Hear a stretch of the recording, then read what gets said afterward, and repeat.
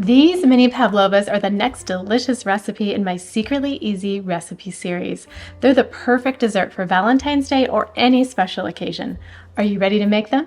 Let's get started. These mini pavlovas are really just like little miniature crunchy meringues, and the base is egg whites. So you want 8 large egg whites in the bowl of a stand mixer, or you can use an electric mixer for this. But the most important thing when you're separating your eggs is that you don't get any of your egg yolk in your bowl, because that will prevent them from whipping up the way they're supposed to.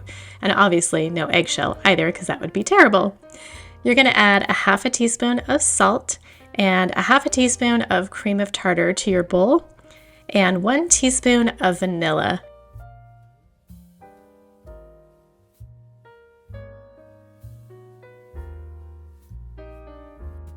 Once you have them all in there, you're going to go ahead and turn your mixer on to medium-high speed, which on a KitchenAid for me was 8. And you're going to whisk them together until soft peaks form. And I'll show you what that looks like in a minute. But you guys, I love this recipe because it's so versatile. You can put lemon curd and whipped cream and berries, or today we're using whipped ganache and a mixed berry compote. But there's just so many things you can do with these, and they make the perfect little individual serving. Once your soft peaks have formed, you can turn your mixer on low, and you're going to add in 2 cups of sugar. And as you see, I'm just kind of sprinkling that in to incorporate it. And you may need to scrape down the sides of your mixing bowl here and there just to make sure it's all evenly mixed through. And then once you've got that in there, you're going to beat this on medium-high until the mixture is glossy and can stand up on its own. So you want firm peaks at this point. And I will show you what this looks like so you know. So here you go. You see how when I turn this on the side, it pretty much stays up on its own. That's what you want it to look like. That's how you know your meringue mixture is done and ready to fold in the cornstarch, which is the last ingredient. You're going to add 2 tablespoons and 2 teaspoons of cornstarch, and you're going to fold this in. You are not going to mix it because you've got all that air in there and you don't want to deflate your little meringues. So use a spatula, and I'm kind of showing you how I do this. You just want to be real gentle and kind of mix it all in until you don't see traces of cornstarch anymore. So I'm curious, if you're watching this video, I wanted to know what brought you here. Were you looking for this particular recipe? Is it something you've tried at a restaurant before and you're just like, oh, I've got to make that? Let me know in the comments down below. You're going to put your meringue mixture onto a parchment lined baking sheet or a silicone lined baking sheet, and you'll see here I'm tracing a glass that's about the size I want my meringues so that they're all uniform, but you don't have to do this. If you just want to wing it, go right ahead. I'm going to take a heaping tablespoon of my meringue mixture and put it in the center of my circle, and then I'm carefully going to use the back of my spoon to create a circle and leave a big indent in the circle in the center, almost like a little well, because that's where the filling's going to go.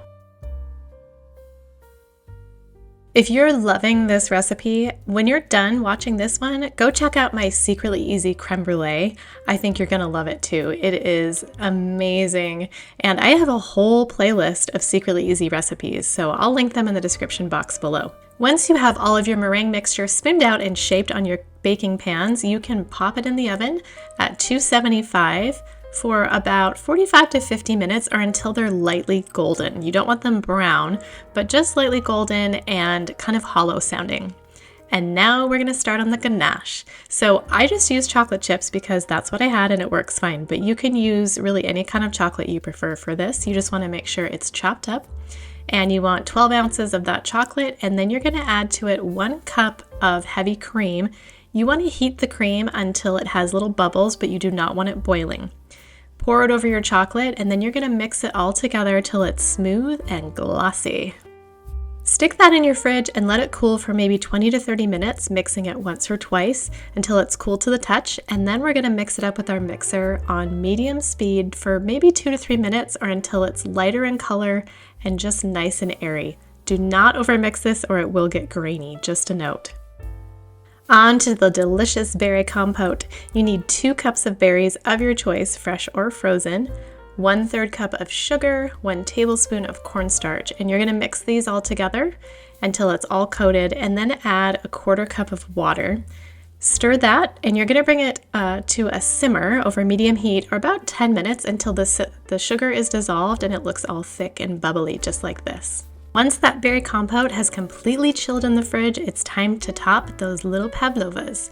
You can put on some whipped ganache, a little berry compote. I like to top it with a dollop of whipped cream, a raspberry, and a mint leaf just because it looks pretty. And voila, you are done. I love these because, like I said, they are so versatile and they look awfully pretty too. They're great for any special occasion, but with Valentine's Day coming up, I thought they'd be the perfect dessert for your sweetheart. Don't forget to come back soon for more secretly easy recipes and check out that playlist as you leave.